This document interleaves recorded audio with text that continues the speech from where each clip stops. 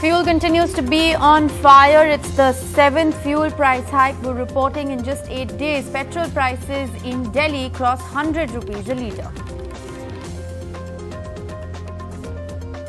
Amid the Sri Lankan economic crisis, Foreign Minister S. Jaishankar meets the Sri Lankan President. Delhi assures Colombo of continued support.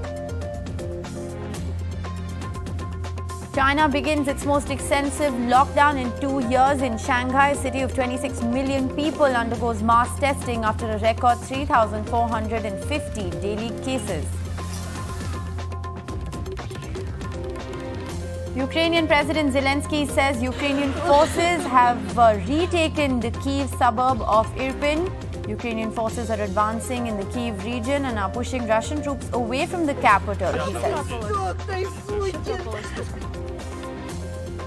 Actor Will Smith publicly apologizes to Chris Rock for smacking the comedian during the Oscar ceremony yesterday. Says, "I was out of line and wrong." This as the Academy condemns the slap and launches a formal review of the incident.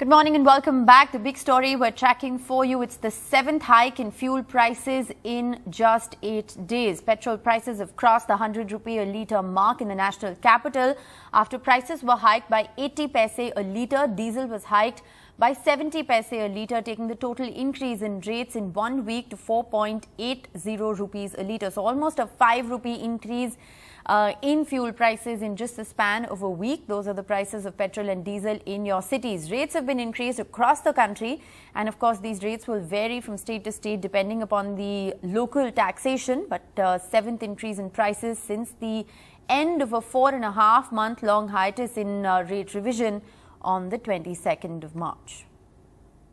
Sir ये petrol बहुत महंगा होता जा रहा है, बहुत मुश्किल हो गया, मतलब एक आम आदमी के लिए सरवाइव करना। और पहले जहाँ टैंक भर जाता था हमारा 3,000 में, अब वही टैंक 4-4,500 में भरता है। इंटरनेशनल लेवल पे जो सब चल रहा है उसको देखते हुए तो बढ़ाना ज़रूरी है। कहीं ना कहीं तो हम सबको भी भार आएगा ना उसका, उसमें क्या कर सकते हैं। आम आदमी पर असर तो आता है, लेकिन किराए क्या, मजबूरी है। तो यही होगा, कुछ दिन में लोग पैदल चलना स्टार्ट हो जाएंगे। अभी तो चल रहे हैं लोग नॉर्मल बस के धक्कों खाने से अच्छा अपनी गाड़ियों से। कुछ दिन में यही होगा, पैदल चलेंगे लोग। दिन पे दिन हमारा बजट बिगड़ता जा रहा है, हर चीज़ महंगी होती जा रही है और डीजल पेट्रोल से ही सब चीज़ों पे महंगाई है। यहाँ तक के खाना, राशन पानी सब पे महंगा हो रहा है। एक तरफ तो फ्री सिलेंडर दे रहे, ऊपर से 950 कहाँ से लाएं। And China began its most extensive lockdown in 2 years on Monday to conduct mass testing and control a growing outbreak in Shanghai, as questions are now being raised about the economic toll of the nation's zero-COVID strategy. China's financial capital and largest city with 26 million people has managed its smaller past outbreaks with limited lockdowns of housing compounds and workspaces where the virus was spreading. But a city-wide lockdown is now being conducted in 2 phases. And this, of course, is China's most extensive lockdown since the central city of Wuhan, where the virus was first detected in late 2019. Now, remember, Wuhan confined 11 million people to their homes for 76 days in 2020. But there have been over 3,400 symptomatic COVID-19 cases that were reported in Shanghai on Sunday, accounting for nearly 70% of China's total toll. And while moving on to the latest updates that we're tracking from Ukraine, multiple cities in Ukraine remained under crushing Russian shelling on the eve of new face-to-face peace negotiations on Tuesday. Ukrainian forces claimed to have retaken a Kyiv suburb and an eastern town from Russians in what is becoming a back-and-forth stalemate on the ground. The mayor of Irpin, a northwestern suburb of Kyiv, has said that there have been scenes of some of the heaviest fightings near the capital, but he's now said that Irpin has been liberated from Russian troops. Zelensky warned that Russian forces are trying to regroup after losing the area. The country also said that at least 5,000 people have died in the catastrophic humanitarian crisis in Mariupol. Now, Russia, meanwhile, appeared to be de-emphasizing ground operations near Kyiv and concentrating more on the Donbas region, the predominantly Russian-speaking region where Moscow-backed rebels have been waging a separatist war for the past 8 years. The Russian military declared its top goal was now the liberation of Donbas, considered to be downsizing its previous position.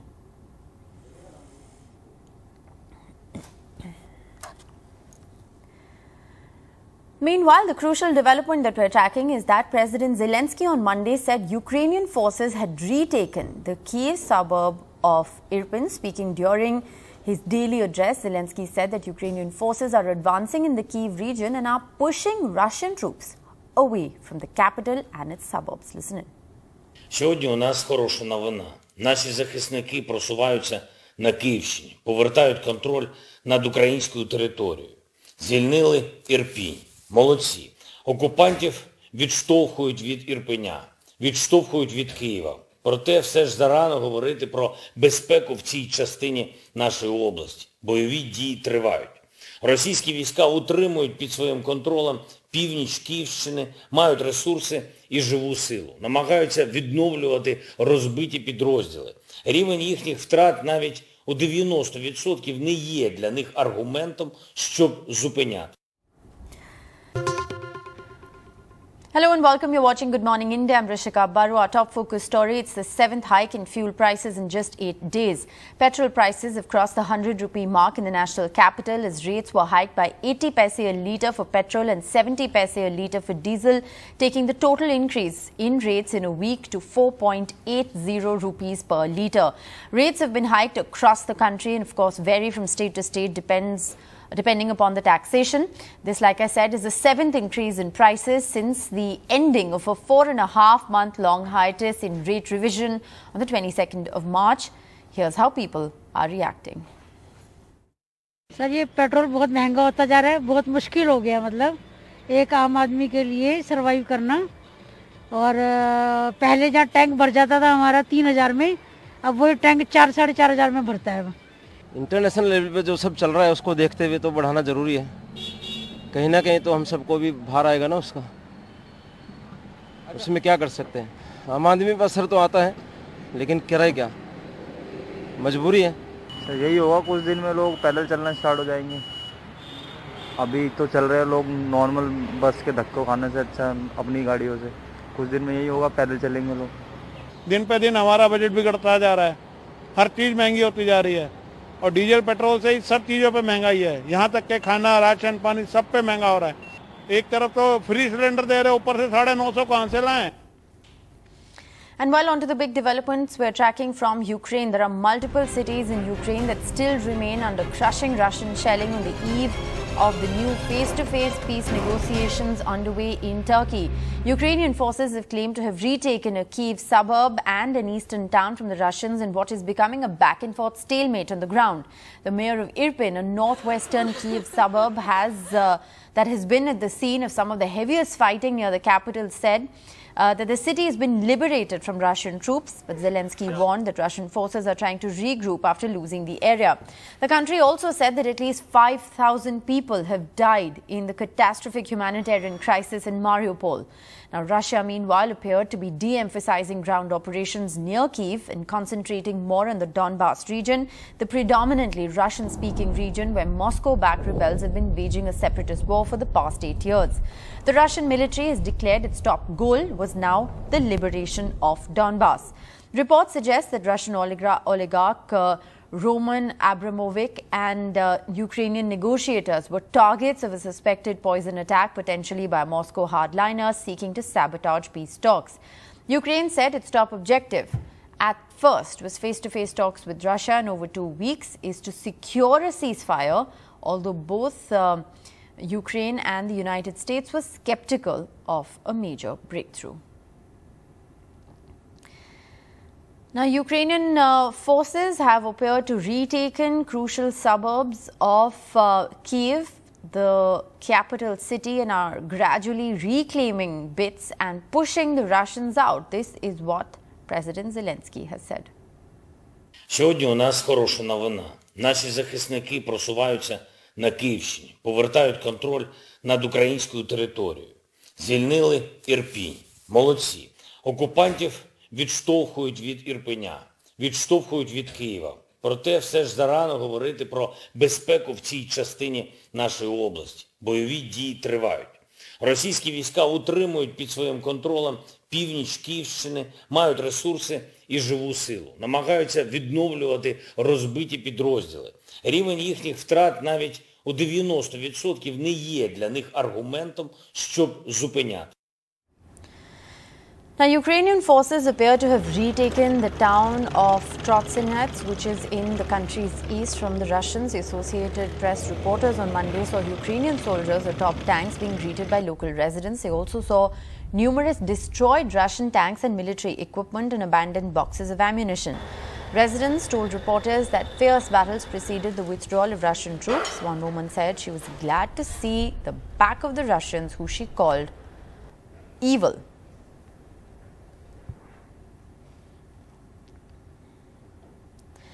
US President Joe Biden said he was not walking back the suggestion that Putin should leave power, adding that he was voicing personal outrage.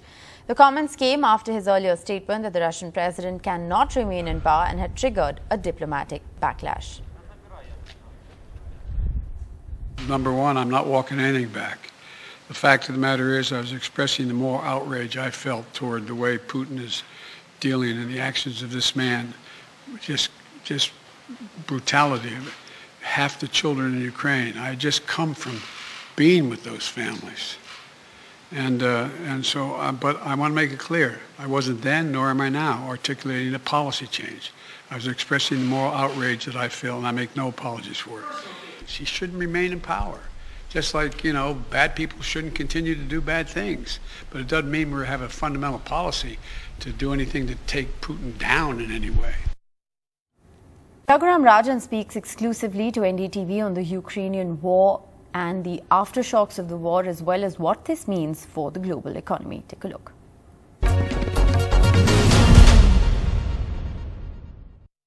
We've clearly seen what's happened in Russia, and there's not enough attention to what's happened in Sri Lanka, which, as you know, is going through this enormous economic crisis, part of which is believed to be sort of unilateral decisions taken by the current regime, whether it was abruptly slashing taxes, whether it was leading to a kind of coercive switch to organic farming, which led to a kind of a food crisis.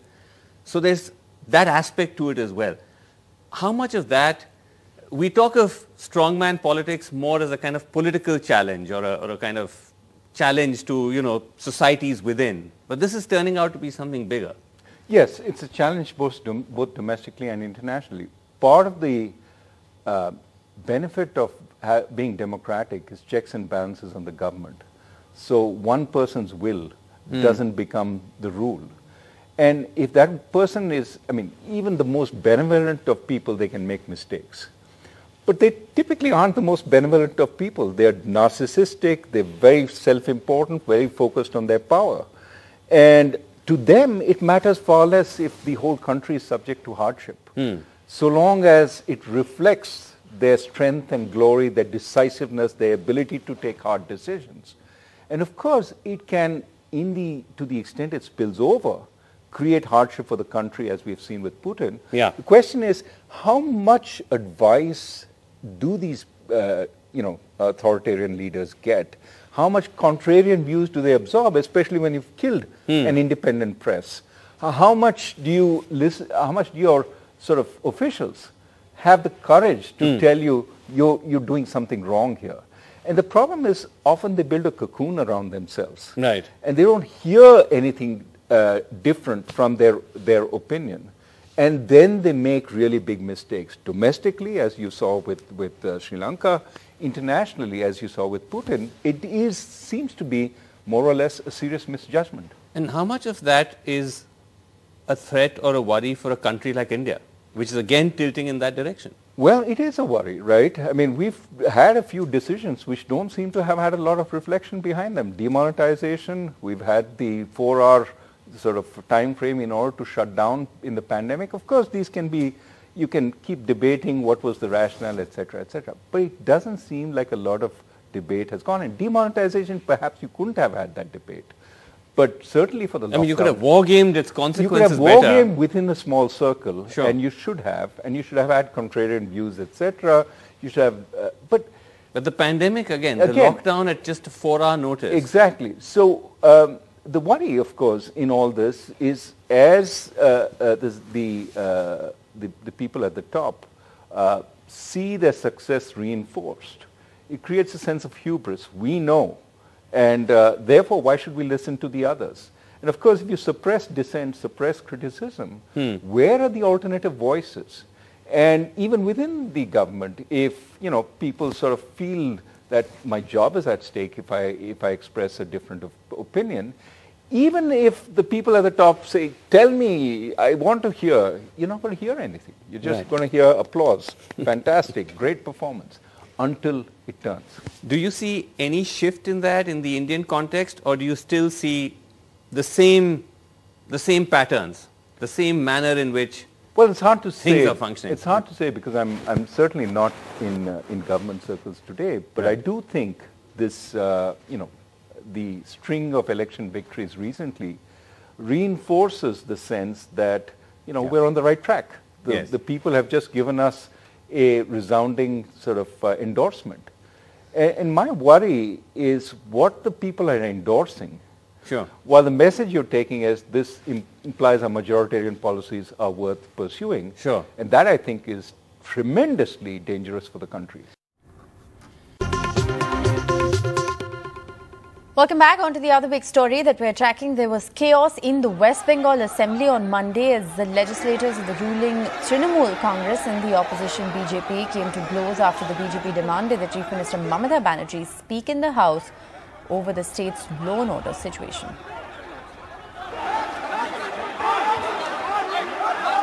BJP and TMC MLAs coming to blows inside the West Bengal Assembly. A TMC MLA alleged that BJP Shubhendu Adhikari and leader of the opposition, no less, had punched him. The BJP countered with similar allegations.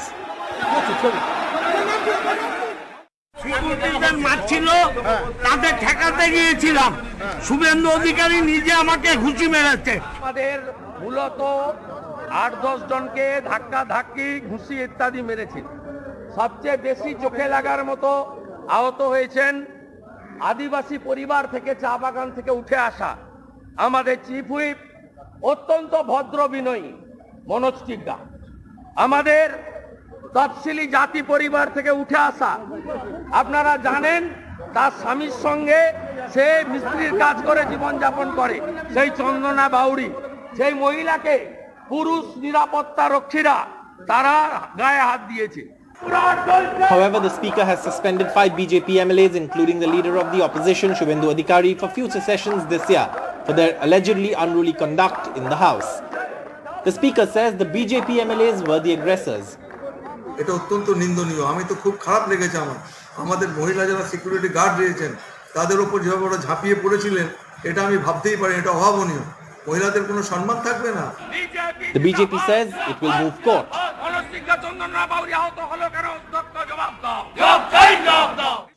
The BJP was attacking the Mamata government over the horrific killing of 8 people in Birbhum last week, including women and children, after the murder of a TMC functionary. And today's ruckus erupted after they demanded that the Chief Minister make a statement. In Kolkata with GD Shankar, Saurabh Gupta, NDTV.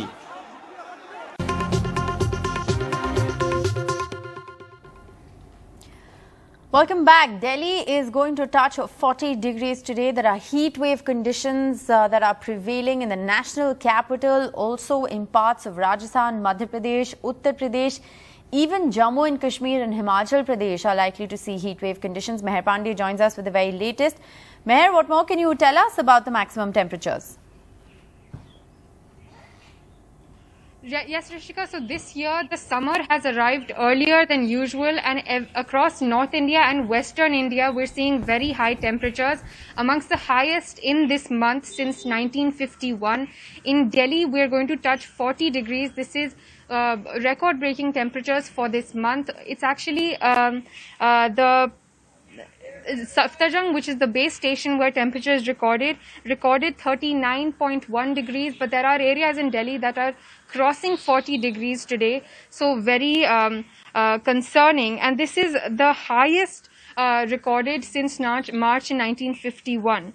So one thing to remember is that this is not new. For the past 4 years, March has recorded record high temperatures since the earliest times that temperatures were being recorded, which means that, of course, with climate change and rising temperatures across the world, it is this region that is going to face longer and longer dry spells. Apart from New Delhi and the NCR region, as you said, Uttar Pradesh, Rajasthan is actually facing the worst of it, with earlier summers and now delayed monsoon. It's going to face a very long, very high temperature dry spell. Of course, it's a desert area, so they are going to face the worst of it. But of course, also Jammu and Kashmir and Himachal, hilly areas, which are of course meant to be colder, are also facing heat waves for this time of the year, a very, very alarming pattern. Thanks, Meher, for joining us with the very latest. So no respite, at least for now, but towards the end of the week, at least in Delhi, the temperatures are going to reduce at least by a degree or two, according to the forecast. We'll keep a close watch on those developments. Shifting focus, Pakistan's Prime Minister Imran Khan is facing the biggest threat to his political career. Opposition parties have come together and tabled a no-confidence motion against Khan on Monday, whose popularity has nosedived in the last couple of years. The Pakistani Parliament will now meet to debate and take up the vote on Thursday. NDTV spoke with Najam Sethi, the chief editor of the Friday Times. Well, South Asian politics is always exciting, but irrespective of the numbers, Najam Sahab, how does this play out if the army, which is all powerful in Pakistan, is less than pleased with Imran Khan, as seems to be the case here? Yes, well, I mean, that's the big multi-million-dollar question. The army has distanced itself from Imran for very, very strong reasons, and we can go into those in a separate question. And right now they're saying we are neutral. Imran has been attacking them indirectly by saying there's no such thing as neutrality. You've got to stand in this battle between good and evil and morality and immorality. You've got to stand with me. And they've stepped back. They've basically said we've had enough. We've been supporting you, propping you up. Now we're getting a bad name because your government is both corrupt and incompetent, and people are angry. And so therefore we can't afford to be seen to be propping you up all over again. You're on your own now. Fend for yourself. The opposition smelled that this was a great opportunity, and they've thrust the knife in. So that's where we are right now. If the establishment retains its neutrality, quote unquote, then Imran is gone. If the establishment steps up to help Imran again, and all they need to do is make a few phone calls to people who are thinking of going to Imran's side, they'll come back. How did Imran Khan, though, go from being the blue-eyed boy of the army to this, where he seems to have fallen out with the army chief? Yeah, so it's not just the army chief. Actually, he's fallen out with the core leadership of the army. And there are three reasons for that. Number one, he's disappointed them on that count. In 4 years, he's made things worse. He's been a terrible administrator. And what has happened is that Imran has brought a bad name to himself, but he's in the process, the army's got it in the neck. And on top of that, the big thing, the big item on Imran Khan was that he's not corrupt. He will run a clean ship. Unfortunately, that's not happened. Punjab is full of stories of corruption, some involving the First Lady. The second thing was, and he refused to do that. The second thing was they wanted a change in the ISI, because they thought that the then ISI chief that had propped up Imran Khan, they thought he'd gone a bit too far in propping up a candidate who wasn't delivering. And they wanted a change in the army's ISI. And Imran said no, because he was depending on that particular general to keep bailing him out. And now, you know, this is a very sensitive issue. It's an army post. And the army doesn't like it being taken over by a prime minister who then gets the ISI to do his political bidding. So that was the second thing.